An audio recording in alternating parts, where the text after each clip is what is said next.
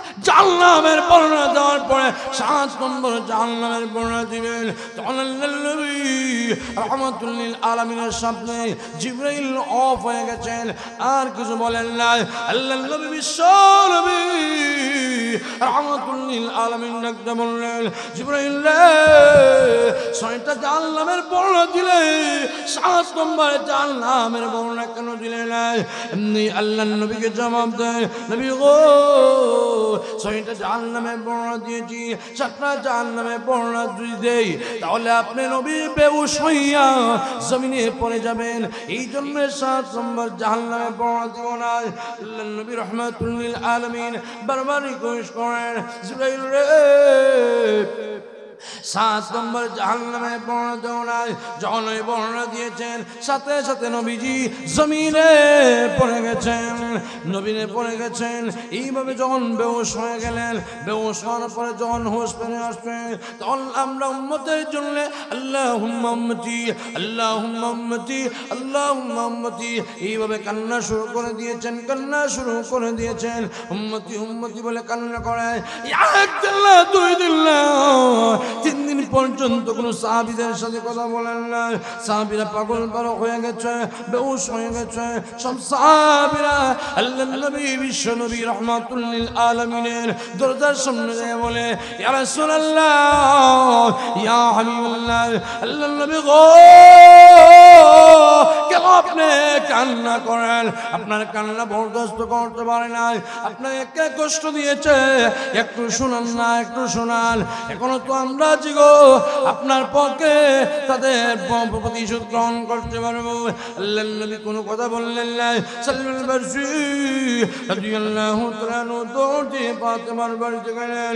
ফাতেমাকে লক্ষ্য করে বললেন, ফাতেমা রে আল্লাহর নবী রাহমাতুল লিল আলামিন একদিন না 2 দিন না 3 দিন হয়ে গেছে, এখন পর্যন্ত হায়াতুন নবী রাহমাতুল লিল আলামিন আমরা কারো সাথে কথা বলেন না।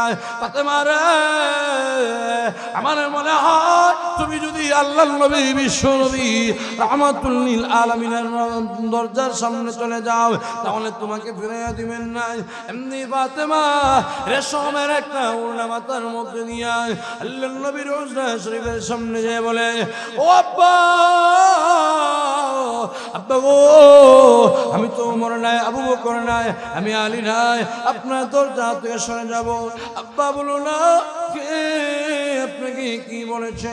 দরজা খুলেন। আপনি যদি দরজা না খুলেন গো আপনার ফাতেমা আপনার দরজায় মরতে পারে, দরজার সামন থেকে একটা মুহূর্তের জন্য যাবে না। সবাই বলছেন না? আসমান কে সৃষ্টি করেছে? চিৎকার দিয়ে বলেন কে? জমিন কে? আপনি আমাদেরকে কে সৃষ্টি করেছেন? আওয়াজ দিয়ে সবাই জুড়ে বলেন আল্লাহু আকবার। আরো জুড়ে বলেন আল্লাহু আকবার। যে আল্লাহ রাব্বুল আলামিন আপনি আমাদেরকে ভরি দিয়েছেন, খাবারের ব্যবস্থা করে দিয়েছেন, সব কিছুর ব্যবস্থা করে দিয়েছেন, ওই আল্লাহ সব সময় আল্লাহর জিকির করব, যেই জিকিরের মাধ্যমে আল্লাহ সুবহানাহু ওয়া তাআলা আপনি আমাদেরকে স্মরণ করবেন। কথা বলেন ঠিক কিনা? আরো জোরে হন ঠিক কিনা? এই জন্য আসুন আমি আমার তেলাওয়াতকৃত আয়াতে আল্লাহ পাক রব্বুল আলামিন কি বলেছেন সেটা আলোচনা করব। সবাই শুনতে রাজি আছেন? সবাই শুনতে রাজি আছেন? একেবারে দোয়া শেষ কইরা যাবেন। কে কে যাবেন একটু হাত তুলেন তো। মাশাআল্লাহ মাশাআল্লাহ, আল্লাহ কবুল করুন। সবাই বলেন আমিন। জোরে বলেন আমিন। আমি যে তেলাওয়াত করেছি এই আয়াতের ভিতরে আল্লাহ বলেন কুল, নবী আপনি বলুন, ইয়া আমার কথা বল, আমার কথা বল, ইয়া ইবাদিয়াল্লাযীনা আসরাফু, নবী আপনি আমার বান্দাদেরকে জানায়া দাও যারা তাদের নফসের উপর জুলুম করেছে তারা যেন আল্লাহর রহমত থেকে নিরাশ না হয়। সুবহানাল্লাহ বলেন। তো এই আয়াতখানা আল্লাহ পাক নাজিল করছিলেন কেন? এটা বোঝার দরকার আছে না? আপনারা বুঝতেছেন আমার এই আয়াতখানা কেন নাযিল হইল সেটা জানতে আমরা রাজি আছি না। আল্লাহর নবীর সাহাবী হযরত ওয়াহশী রাদিয়াল্লাহু তাআলা আনহু আল্লাহর নবীর দরবারে যেয়ে বলেন, মান কাতালা আও আশরাকা আও জানা ইয়ালকা আসামা ইদআফ লাহুল আযাবু ইয়াউমাল কিয়ামা। নবী গো, যারা হত্যা করে, যারা শিরক করে, যারা জিনা করে, তাদেরকে নাকি কিয়ামতের দিন দ্বিগুণ শাস্তি দেওয়া হবে।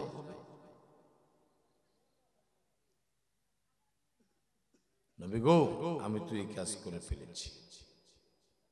সাথে সাথে আল্লাহ পাক রব্বুল আলামিন একটা কোরআনের আয়াত নাযিল করে দিলেন।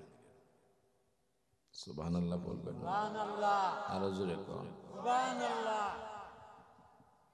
ইল্লা মান তাবা ওয়া আমানা ওয়া আমিলা আমালান সালিহান।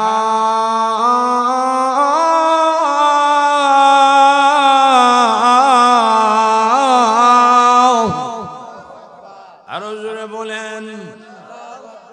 আয়াতের ভিতরে আল্লাহ রাব্বুল আলামিন বলেন, যারা তওবা করবে, ঈমান আনবে, ওয়া আমিলা আমালান সালিহা, নেক আমল করবে, আল্লাহ রাব্বুল আলামিন তাদের পিছনের গুনাহগুলি maaf করে দিবেন। জোরে কোন সুবহানাল্লাহ, আরো জোরে কোন। এই আয়াতটা যখন আল্লাহর নবী, বিশ্ব নবী রাহমাতুল লিল আলামিন যখন আয়াতটা শোনায়া দিলেন, হযরত ওয়াহশী রাদিয়াল্লাহু তাআলা আনহুকে, ওয়াহশী রাদিয়াল্লাহু তাআলা আনহু ডাক দিয়ে বলেন, ইয়া রাসূলুল্লাহ, ইয়া হাবিবাল্লাহ, ওগো নবীজি, এই আয়াতের ভিতরে শর্ত দেওয়া হয়েছে, যারা তওবা করবে, ঈমান আনবে, নেক আমল করবে।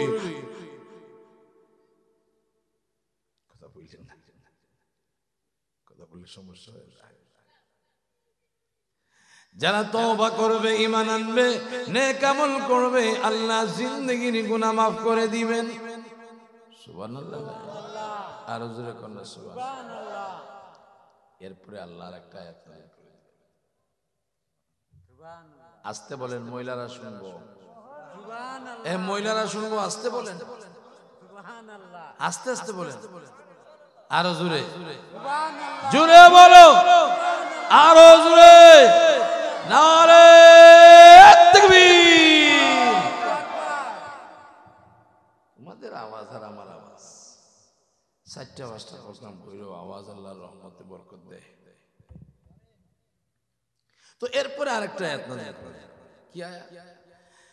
ইন্নাল্লাহা লা ইয়াগফিরু আন ইউশরাকা বিহি ওয়া ইয়াগফিরু মা দুনা যালিকা লিমান ইয়াশা।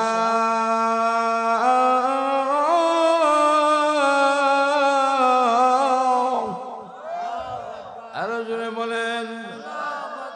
আল্লাহ রাব্বুল আলামিন এই আয়াতের ভিতরে জানায়া দিয়েছেন, নিশ্চয়ই যারা শিরক করবে, আল্লাহর সাথে কাউকে শরীক করবে। আমার প্রাণের ভাইয়েরা, আমি প্রশ্ন করতে চাই, আসমানের মালিক কে? আরো জোরে বলেন। জমিনের মালিক কে? আপনি আমাদের মালিক কে? হায়াতের মালিক কে? বাচ্চাদের ওয়ালা কে? অনেক মানুষ যে আছে মাজারে যাইয়া বাচ্চা চায়, আরো জোরে, বাচ্চা হয় না, মাজারের পিলারও গা লাগাইয়া বাবা অমুক শাহ বাচ্চা দে। নাউজুবিল্লাহ কইয়েন না, না না কইয়েন না, নাউজুবিল্লাহ। আরে শরম করো, আস্তে খন, আরো জোরে কর। শিরক করেন, বাচ্চাদের ওয়ালা একমাত্র আল্লাহ। কিছু কিছু মানুষ দেখা যায় আল্লাহ রাব্বুল আলামিনের পর্যায়ে মানুষদেরকে পৌঁছায়া দেয়। গান গায়ার বলে, আউয়ালে আখের তুমি, জাহিরে বাতিনে তুমি, কেউ বলে মুস্তাফা নবী, কেউ বলে হুবহু খোদা। জোরে কন্না নাউজুবিল্লাহ, আরো জোরে। আউয়ালে আখেরের মালিক কে? আমার পীর। কি বলেন? আমার মুর্শিদ, আমার বন্ধু। তাহলে কে? শুধু তাই না, আরো গান গায়। মাওলানা মাওলানা মাওলানা রে, দিন দুনিয়ার মালিক বাবা মাওলানা, এই দুনিয়ায় দিতে নাই রে তুলনা। মাওলানা মাওলানা মাওলানা রে, দিন দুনিয়ার মালিক বাবা মাওলানা। জোরে কোন নাউজুবিল্লাহ। এ দিন দুনিয়ার মালিক কিভাবে ওই বন্ড হইল, কিভাবে ওই হুজুর হইল, কিভাবে মুর্শিদ হইল? দিন দুনিয়ার মালিক তো একমাত্র মহান আল্লাহ। আল্লাহ আসমানের মালিক, জমিনের মালিক, তামাম পৃথিবীর যত সৃষ্টি আছে সমস্ত সৃষ্টির স্রষ্টা। কথা বলেন ঠিক কিনা? আরো জোরে এখন ঠিক কিনা? আরো গান গায় বেটা। বেটার দরবার যে বড় হইল, আল্লাহতেই বড়। ওই দরবারের নাম ভান্ডার শরীফ। হুরে নূরে করে রে তারিফ। কেউ বলে মদিনা শরীফ, কেউ বলে কানায়ে কাবা, কেউ বলে মদিনা শরীফ, কেউ বলে কানায়ে কাবা। জোরে কোন নাউজুবিল্লাহ, আরো জোরে। ওই দরবারের নাম ভান্ডার শরীফ, আর হুরিয়ান মুরেবিজি তার তারিফ করে। মানে এটা বুঝেই তো স্যার, আমার দরবার, আমার পীরের দরবার অনেক বড়। কথা বলেন ঠিক কিনা? আর এরপরে নিজে না হইয়া মানুষের কথা হয়, মিথ্যা কথা হয়। কেউ বলে ওই দরবার যেই মদিনা শরীফ, আর কেউ বলে ওই দরবার যেই কাবা শরীফ। জোরে কোন নাউজুবিল্লাহ, আর জোরে কোন নাউজুবিল্লাহ। আল্লাহ রাব্বুল আলামিন যখন এই আয়াতটা নাযিল করে দিলেন, নাযিল হওয়ার পরে ওয়াসিনা বলে, ইয়া রাসূলুল্লাহ, ইয়া হাবিবাল্লাহ, গো আল্লাহর নবী, এই আয়াতের ভিতরে তো আল্লাহ রাব্বুল আলামিন বলেছে যারা শিরক করবে তাদেরকে আল্লাহ মাফ করবেন না। শিরক গুনাহ যারা করবে গো মহান আল্লাহ তাদেরকে মাফ করবেন না। এরপরে বলেন ওয়ায়াগফিরু মা দুনা যালিকা লিমান ইয়াশা, আল্লাহ যাকে ইচ্ছা তাকে মাফ করে দিবেন। প্রমাণিত হয়ে গেল আল্লাহ রাব্বুল আলামিন ইচ্ছা করলে ইহুদিরে মাফ করতে পারেন, খ্রিস্টানকে মাফ করতে পারেন, মুশরিককেও মাফ করতে পারেন। যদি সব কিছু চাই না আল্লাহর রহমতের কোলে আইসা আশ্রয় নেই, আল্লাহ বলেন বান্দা আমি আল্লাহ তোদের জিন্দেগীর গুনাহগুলি মাফ করে দিলাম। আর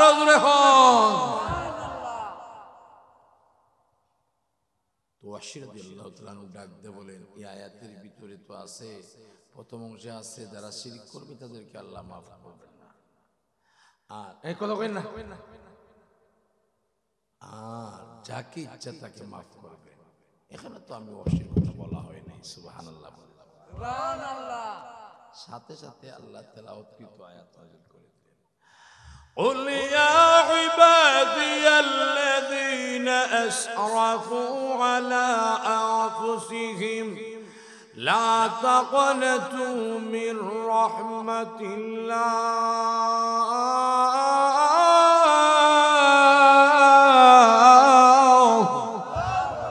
আল্লাহ বলেন নবী ও আপনি আমার বান্দাদেরকে বলে দেন যারা তাদের নফসের উপর জুলুম করেছে, জানা ও জানা গুনাহ করেছে, নফসে মনে টেনে দিয়েছে, মনে টানছে জিনার কাজ করতে, জিনার দিকে ধাবিত হয়ে গেছে, মনে চাইছে সুদ খাইতে সুদ খাইছে, মনে চাইছে ঘুষ খাইতে ঘুষ খেয়েছে, মনে চাইছে মানুষের খেত দখল করতে করেই ফেলেছে।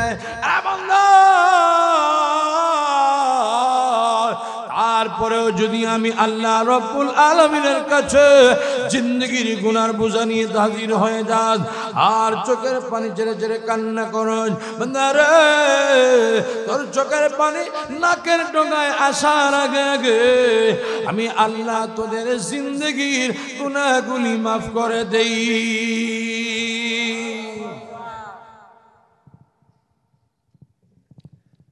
তাহলে আল্লাহ পাক রব্বুল আলামিনের কাছে যদি আপনি আমি চাই, আমরা নামাজ পড়ি নাই, রোজা রাখি নাই, হজ করি নাই, যাকাত দেই নাই, কথা বলেন ঠিক কিনা?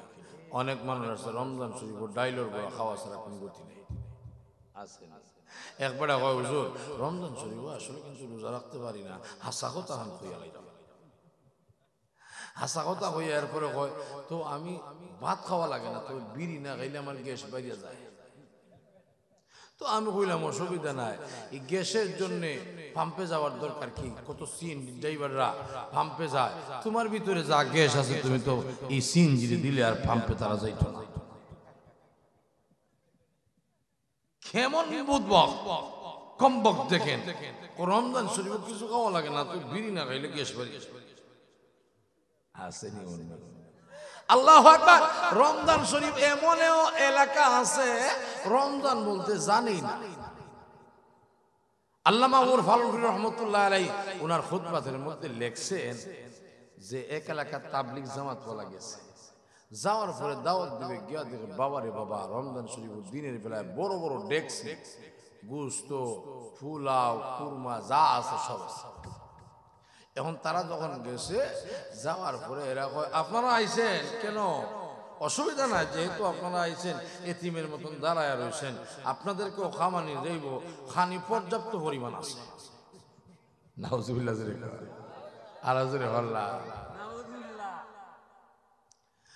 তো এরপরে তাবলিগ জামাত ওয়ালারা কান্না শুরু করছে। যখন কান্না করে তখন আবার বলে আপনারা কান্দেন না, খাবার পর্যাপ্ত পরিমাণ আছে, খাইবেন না। এমনি তাবলিগ ওয়ালারা বলে আমরা তো কান্না করি না, তোমাদের এলাকায় কি রমজান শরীফ নাই? হয় না, আমাদের এলাকায় রমজান শরীফ নাই, তাহলে কি আছে? জানুয়ারি ফেব্রুয়ারি মার্চ এপ্রিল মে জুন জুলাই আগস্ট সেপ্টেম্বর অক্টোবর নভেম্বর ডিসেম্বর, রমজান বলতে কোন মাসই আমাদের এলাকায় নাই। এমন এলাকা আছে। এসে তাবলিগ জামাতের আমির মামুর সাহেব তারা সব কান্না শুরু করছে। ও কান্না করেন কেন? খাবার তো আছে। এমনি তাবলিগের আমির সাহেব বলে হ্যাঁ না ফরমান, রমজান শরীফ পাইয়া কেমন করে তুই আল্লাহর বিধান মানলে না? বান্দারে আমরা তোর সিন্নির জন্য আসি নাই, তোর খাবার খাওয়ার জন্য আসি নাই, আমরা এসেছি ইসলামের দাওয়াত দেওয়ার জন্য। ইসলাম কবুল করতে, কালিমা পড়ছে, নামাজ পড়তে, রোজা রাখতে, হজ করতে, এই জন্য দাওয়াত দেওয়ার জন্য এসেছি। তারা বলে তাহলে কান্না করছেন কেন? এমনি আমি সাথে বলে তাবলীগ ওয়ালা এ নাফরমান কেন কান্না করছি? আদার সামুদ জাতির উপর যেইভাবে আযাব গজব নাযিল হয়েছিল, তোমরা রমজান শরীফে এইভাবে খাবারের ব্যবস্থা করবে, প্রকাশ্যে এইভাবে খাবারের ব্যবস্থা করবে। চিন্তা করি রে, যদি মহান আল্লাহ আদ এবং সামুদ জাতির মতো তোমাদের উপর গজব নাযিল হয় কিনা, এই জন্যই কান্না করি। এগুলা আছে রমজান শরীফে। অনেক আছে কোরআন তেলাওয়াত করে না, এরপরে তাসবিহ করে না, খালি আছে গীবত লইয়া ব্যস্ত। আছে না? আরো জোরে কোন আছে? আল্লাহু আকবার। এই রমজান মাস আসছে, আপনি আমি বেশি বেশি তেলাওয়াত করব, তাসবিহ পড়ব, জিকির পড়ব, সব সময় ইবাদত বندگির মধ্যে কাটায় দিব। কথা বলেন ঠিক কিনা? আরো জোরে হন ঠিক কিনা? আল্লাহ পাক রব্বুল আলামিন বলেন, নবী গো আপনি বলে দেন, যারা আমার বান্দাদের মধ্যে যারা তাদের নফসের উপর জুলুম করেছে, মুরব্বি উঠছেন না, বসেন, নফসের উপর জুলুম করেছে, তাদেরকে জানায়া দাও তারা যেন আল্লাহর রহমত থেকে নিরাশ না হয়।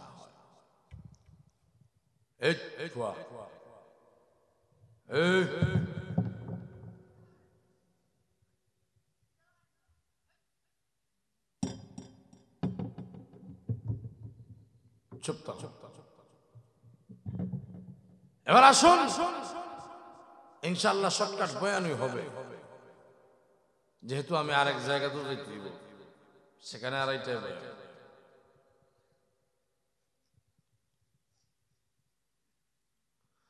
তাও আল্লাহ বললেন আল্লাহর রহমত থেকে যেন নিরাশ না হয়। সুবহানাল্লাহ। আল্লাহর রহমত থেকে কে নিরাশ হতে পারে? আল্লাহ বলেন ومن يقنط من رحمة ربه إلا الضالون।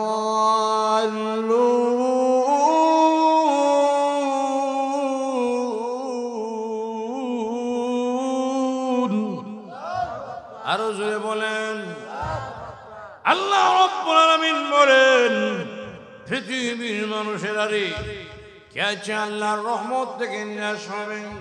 আল্লাহর রহমত থেকে একমাত্র নিরাশ হয় যারা পথভ্রষ্ট হয়ে গেছে, উলামায়ে কেরামদের বিরুদ্ধাচরণ করে, ইসলামের বিরুদ্ধাচরণ করে, কোরআনের বিরুদ্ধাচরণ করে, তারা হলো পথভ্রষ্ট। কথা বলেন ঠিক কিনা? আরো জনে বলেন। আমি আপনাদেরকে জিজ্ঞাসা করতে চাই, আমরা কোরআনের পক্ষে আছি, কোরআনের পক্ষে থাকব, রাজি আছেন? কে কে রাজি আছেন? হাত তুলেন। মাশাআল্লাহ। আমরা পরিষ্কার ভাবে বলতে চাই, কোরআনের পক্ষে আমরা আছি। কোরআনের বিপক্ষে যারা কথা বলবে, ইসলামের বিরুদ্ধে যারা কথা বলবে, ইসলাম নিয়ে যারা খেলাধুলা করবে, ইসলামের বিরুদ্ধে কথা বলবে, নবীর বিরুদ্ধে কথা বলবে, কে কে প্রস্তুত আছেন দাঁত ভাঙা জবাব দেওয়ার জন্য? একটু হাত উত্তোলন করে দেখায়া দাও আল্লাহকে। এই তাকবীর জোরে দেন, নারে তাকবীর জোরে দেন তো, জোরে দেন, জোরে দেন। আরে নারে তাকবীর একজন কোন না? আল্লাহু আকবার। এটা কি তাকবীর? তাকবীর দেওয়া কেউ নাই? হ্যাঁ, নারে তাকবীর। ইসলাম দিন ইসলাম, এই ইসলামের শত্রুরা হুঁশিয়ার সাবধান। নারে তাকবীর। আওয়াজ না?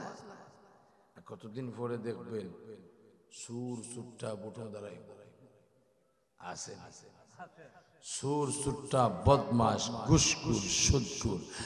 আমি চেয়ারম্যান প্রার্থী, আমি কি প্রার্থী? অথচ তার ঘরে তার বউই দেখতে পারে না। কি প্রার্থী? বাপরে বাপ, সরকারি মাল খাওয়ার জন্য এত পাগল, এত পাগল। হ্যাঁ, আমাকে তো সবাই বলছে মেম্বারে দাঁড়ানোর জন্য, আর এরপরে যখন মেম্বার হয়ে বস, এরপরে চাউল ডাউল যা আছে সব মারিয়া খাইতে বলেন। সব মেম্বার চেয়ারম্যান নাকি?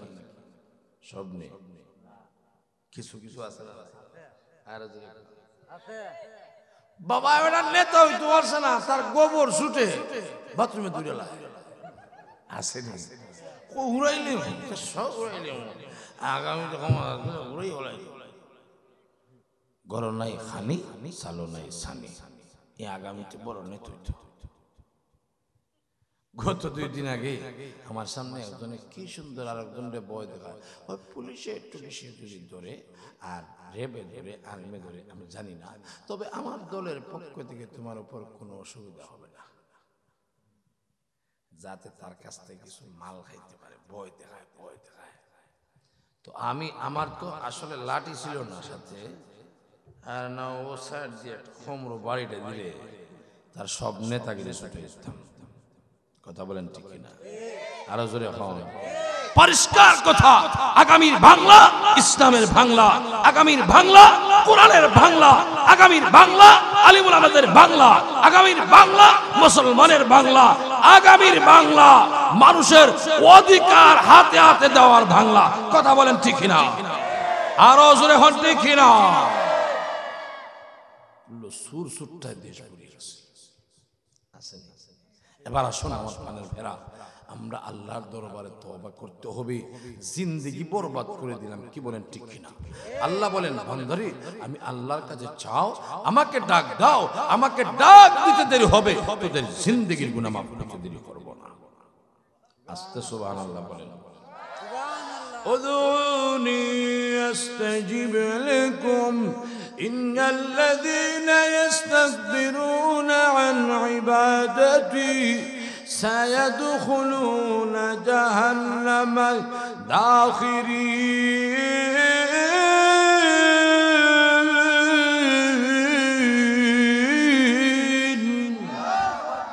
আল্লাহ পাক রব্বুল আলামিন বলেন, বান্দারে যতই বিপদে পড়স না কেন, আমি আল্লাহর কাছে যখন ডাক দিবে, আমি আল্লাহকে ডাক দিবে, আল্লাহ বিপদে পড়ে গেছি, মুসিবতে পড়ে গেছি, মাবুদ গো মেহেরবানি করে আমার জিন্দেগির গুনাহ মাফ করে দাও, বিপদ থেকে উদ্ধার করে দাও। আল্লাহ বলেন, বান্দারে এ বান্দা, তুই যখন বিপদে পড়ে যাস, তুই যখন মুসিবতে পড়ে যাস, আমি আল্লাহ তো এই জন্যে ঘুমাই না।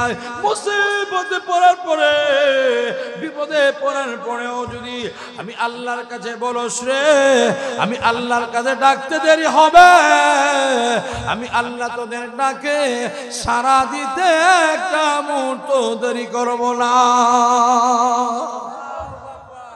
এই জন্য আল্লাহ পাক রব্বুল আলামিন হলেন ক্ষমাশীল, পরম দয়ালু। আল্লাহ বলেন, বান্দারে আমি আল্লাহর কাছে যদি তোমরা চাও, আমি জীবনের গুনাহ মাফ করে দিব। আর জোরে বলো, নাব্বি ইবাদি আন্নী আনাল গফুরুর রহিম।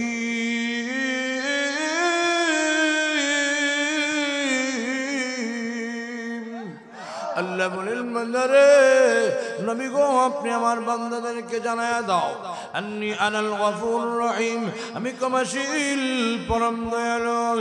বান্দা জিন্দেগি যদি তুই গুনাহ করে করে কাটায়া দেন, সগীরা গুনাহ করেছ, কবিরা গুনাহ করেছ, বান্দারে তারপরেও তো আমি ক্ষমাশীল।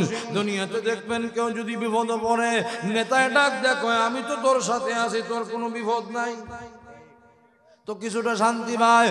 আল্লাহ বলেন, বান্দারে আমি ক্ষমাশীল পরম দয়ালু, বুঝার বাকি নাই, আল্লাহর কাছে চাইতে দেরি হবে। আল্লাহ বলেন, বান্দারে চোখের পানি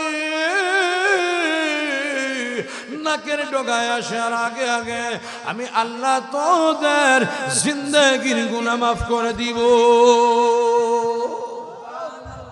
এই জন্য তওবা করা লাগবে আল্লাহর দরবারে। তওবা করতে হলে তিনটা জিনিস সামনে রাখা লাগবে। এক নম্বর হলো অতীতের গুনার উপর শর্মিন্দা হতে হবে, বর্তমান গুনাহ ছেড়ে দিতে হবে, ভবিষ্যতে আর কোনো গুনাহ করব না। এইভাবে যখন আল্লাহর দরবারে তওবা করবে, আল্লাহ বলেন, বান্দারে তোর তওবাটি আমি আল্লাহ মঞ্জুর করে নিব। আমাদের সমাজে এমন অবস্থা, তওবা করে মানুষ যে সময় জান বার হয়ে যায় অবস্থা আছে। এবার কালিমায় তুই ভাই এবার আছে। আচ্ছা বলেন তো, এটাই বেটা কালিমা বলতে পারবেন? আরো না পারতো না। একবারে আমি গিয়া কই লা হাওলা ওয়ালা কুওয়াতা, এবারে কই লা হাওলা ওয়ালা গুওয়াতা। এটা কি কয়? লা হাওলা ওয়ালা গুওয়াতা। আমি বললাম কালিমায়ে শাহাদাত, এবারে কয় মালিক না মালিক না মালিক। এই হলো অবস্থা। আর যদি বেটা কালিমা পড়ে না, গোট থেকে আওয়াজ হয়, বেটার বউ হয় জিন্দেগি হটাইয়া দিছ, এই মুহূর্তে কালিমাটা হলো না হচ্ছে। আসেন আরো যখন আসেন, এইটাই তওবা কিভাবে করে সুস্থ অবস্থায় সর্বহালতে আল্লাহর দরবারে তওবা করা। কোন দিন জেনে আমরা মৃত্যুবরণ করব জানা আছে? আরো জোরে কর। এই জন্য শুন, জাহান্নামের আগুনে জ্বলতে হবে যদি আপনি আমি তওবা না করে মরি। আল্লাহর নবী রাহমাতুল লিল আলামিনের কাছে একদিন জিবরাইল আসে, নবীর দরবারে হাজির হয়ে গেছে। নবীজি জিজ্ঞাসা করলেন, জিবরাইল রে তুমি কেন আসলা, কোন আসলা? এরপরে আজরাইল আলাইহিস সালাতু ওয়াস সালাম হাজির হয়ে গেলেন। আজরাইল হাজির হয়ে বললেন, আপনি কে? আপনি কে? বলে আমি তো আজরাইল। আমি কি? আর জিবরাইল বলে আনা জিবরাইল, আমি জিবরাইল, আনা জিবরাইল। জিবরাইল আল্লাহর নবী, বিশ্ব নবী রহমাতুল লিল আলামিনের কাছে একবার নয় গো দুইবার নয়, অন্য নবীর কাছে একবার দুইবার এসেছে। আপনি আমাদের নবীর কাছে 24,000 বার আসছে। আরো আরো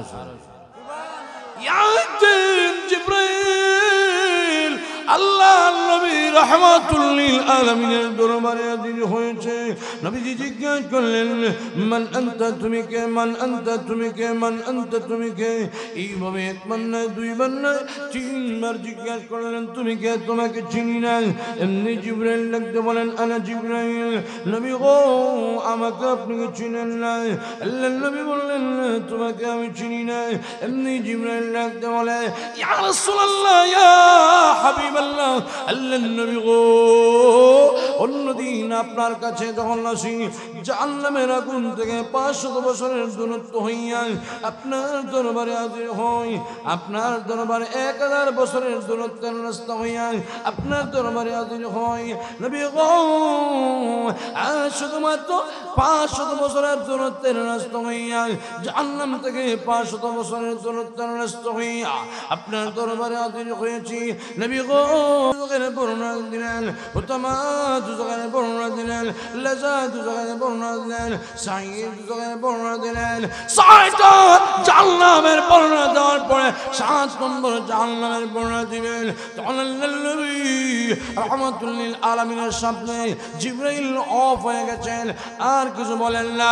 আল্লাহর নবী বিশ্ব নবী রহমাতুল লিল আলামিন ডাকতে বললেন জিবরাইল 6টা জাহান্নামের বর্ণনা দিলে 7 নম্বর জাহান্নামের বর্ণনা কেন দিলে না? এমনি আল্লাহর নবীকে জবাব দেয় নবী গো 6টা জাহান্নামের বর্ণনা দিয়েছি, 7টা জাহান্নামের বর্ণনা যদি দেই তাহলে আপনি নবী বেহুশ হইয়া জমিনে পড়ে যাবেন। এই জন্য 7 নম্বর জাহান্নামের বর্ণনা দিব না। আল্লাহর নবী রহমাতুল লিল আলামিন বারবার রিকোয়েস্ট করেন জিবরাইল রে 7 নম্বর জাহান্নামের বর্ণনা দেও নাই। যখন ওই বর্ণনা দিয়েছেন সাথে সাথে নবীজি জমিনে পড়ে গেছেন, নবীনে পড়ে গেছেন। এইভাবে যখন বেহুশ হয়ে গেলেন, বেহুশ হওয়ার পরে যখন হুঁশ ফিরে আসবে তখন আমরা উম্মতের জন্য আল্লাহুম্মা উম্মতি, আল্লাহুম্মা উম্মতি, আল্লাহুম্মা উম্মতি এইভাবে কান্না শুরু করে দিয়েছেন, কান্না শুরু করে দিয়েছেন। উম্মতি উম্মতি বলে কান্না করে একদিন না, 2 দিন না, 3 দিন পর্যন্ত কোন সাহাবীদের সাথে কথা বলেন না। সাহাবীরা পাগল পারক হয়ে গেছে, বেহুশ হয়ে গেছে।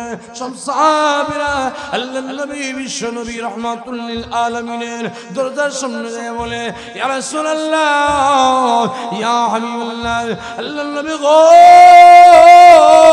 কেন আপনি কান্না করেন? আপনার কান্না বরদাস্ত করতে পারে না, আপনাকে কে কষ্ট দিয়েছে একটু শুনান না, একটু শোনান।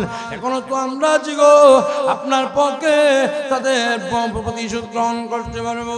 আল্লাহর নবী কোনো কথা বললেন না।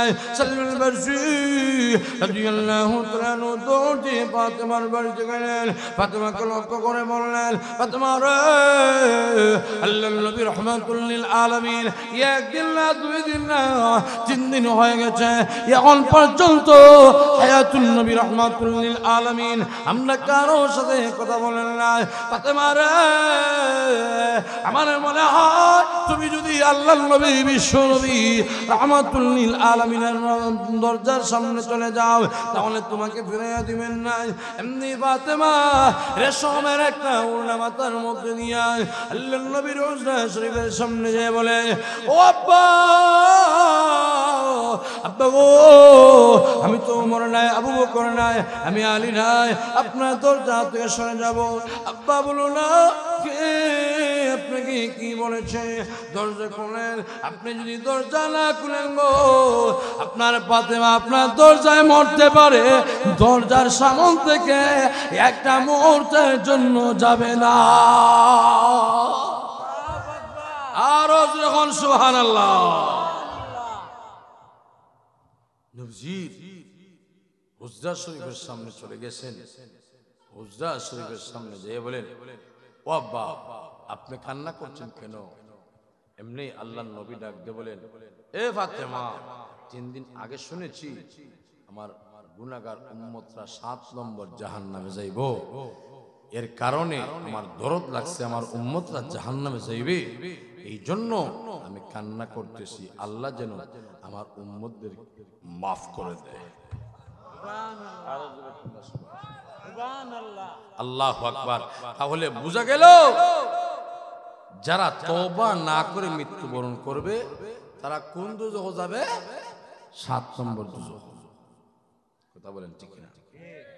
এই জন্য অনুতপ্ত হতে হবে আল্লাহর দরবার। যদি আপনি আমি অনুতপ্ত হইয়া কান্নাকাটি করি, আল্লাহ আপনি আমাদের জিন্দেগির গুনাহগুলি মাফ করবেন,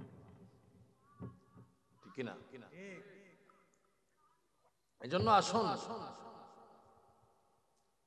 যারা অনুতপ্ত হয়েছিল তারাই ওলি হয়েছে, যারা অনুতপ্ত হয়েছে তারাই আল্লাহর ওলি হয়ে গেছে। সুবহানাল্লাহ। তওবা জব কর তাহে হো কর শর্মসান, তওবা জব কর তাহে হো কর শর্মসান, জুস মে আম তাহে আফু কর দিগান। সুবহ বরকত তওবা ভরলাম দিল পর আযুকে গুনাহ, সুবহ বরকত তওবা ভরলাম দিল পর আযুকে গুনাহ, মাসিয়ত রাখন্দ মে আ ইজ্জা ইস্তিগফার মা। যুরকুন আল্লাহু আকবার। একজন নষ্ট যুবক শেষ পর্যায়ে আল্লাহর ওলি হইয়া দুনিয়া থেকে বিদায় নিছে। সুবহানাল্লাহ, সুবহানাল্লাহ। কি কারণে? অনুতপ্ত হওয়ার কারণে। এই ঘটনাটা যদি হয় আপনারা শুনবেন নি? শুনতে রাজি আছে? এক মা, উনি খুব আল্লাহওয়ালা, হাসান বসরি রহমতুল্লাহ আলাইহির কাছে পড়াশোনা করছে। তো মেয়ের পড়াশোনা যখন শেষ, একটা বিদেশি জামাইয়ের কাছে তার বিয়ে হয়েছে। বিয়ে হওয়ার পরে সন্তান হয়েছে। সন্তান হওয়ার কিছুদিন পরে বাবা দুনিয়া থেকে চলে গেছে। এবং এই সন্তানকে দেখশন করতেছে কে? মা। সন্তান যখন আস্তে আস্তে বড় হতে লাগলো, এই রাস্তাকে কথা বলো, কথা বন্ধ করো। সন্তান যখন আস্তে আস্তে বড় হতে লাগলো, তখন গাঞ্জা, ফেন্সিডিল, মদ, জোয়ার দিকে ধাবিত হয়ে গেছে।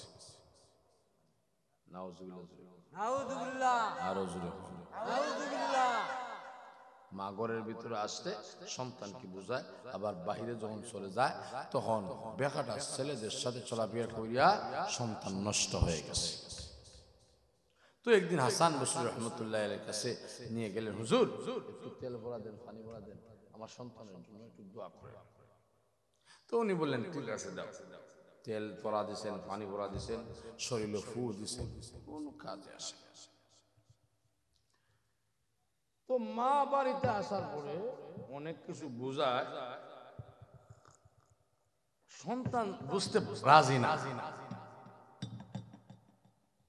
মাও কান্নাকাটি করে আল্লাহর দরবারে সেজদায় পড়ে পড়ে কান্না করে, আল্লাহ আমার সন্তানকে বোঝার সুযোগ করে দাও। হঠাৎ করে সন্তান এইভাবে নাফরমানির কাজ করতে করতে বিভিন্ন রোগে আক্রান্ত হয়ে গেছে। এখন নিজেই বলে, মা আমাকে তওবা ফরায় নাও, আমি মনে হয় বেশি দিন বাঁচব না। আল্লাহু আকবার, আল্লাহু আকবার। মা হাসান বসরিকে যাইয়া বলবা, হাসান বসরিকে যাইয়া বলবা আমাকে যেন উনি তওবা পড়ায়া দেয়, আর আমি যদি মৃত্যুবরণ করি গো, তাহলে ওনাকে বলবা উনি যেন আমার জানাজার নামাজ পড়ায়া দেয়। মা জননী হাসান বসরি দরবারে চলে গেলেন। হাসান বসরি বহুত বড় আল্লাহর ওলি। উনি জ্বরের নামাজের পরে খাবার খাইবে, খাবার খাওয়ার পরে কাইলুলা করবে। এমত অবস্থায় হাসান বসরির ছাত্রী হাসান বসরি রহমতুল্লাহের কাছে চলে গেল। যাইয়া বললেন, হুজুর গো, আমার সন্তান বিভিন্ন রোগে আক্রান্ত হয়েছে। হুজুর, আপনি আমার সন্তানকে একটু তাওবা পড়াইতেন। আমার সন্তান নিজে বলেছে, ও হুজুর, আমার সন্তান আরো বলেছে যদি সে